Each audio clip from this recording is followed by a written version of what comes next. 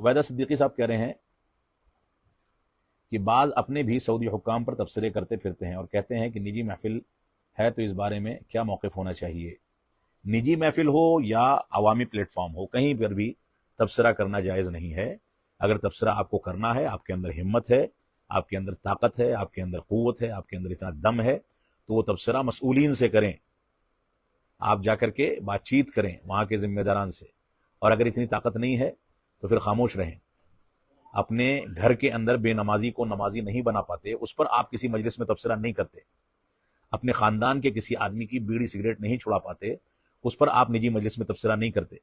آپ کے خاندان اور آپ کے گھرانے میں کوئی آدمی تعویذ گنڈا یا شرک و بدعت کرتا ہے، اس کی شرک و بدعت اور تعویذ گنڈا نہیں چھڑا پاتے، اس پر آپ اپنی نجی مجلس میں تبصرہ نہیں کرتے، اور تبصرہ کرتے ہیں دوسرے ممالک کے حکام پر۔ یہ اچھی بات نہیں ہے، یہ منہج سلف کے خلاف ہے، ہم کو اس سے پرہیز کرنا چاہیے۔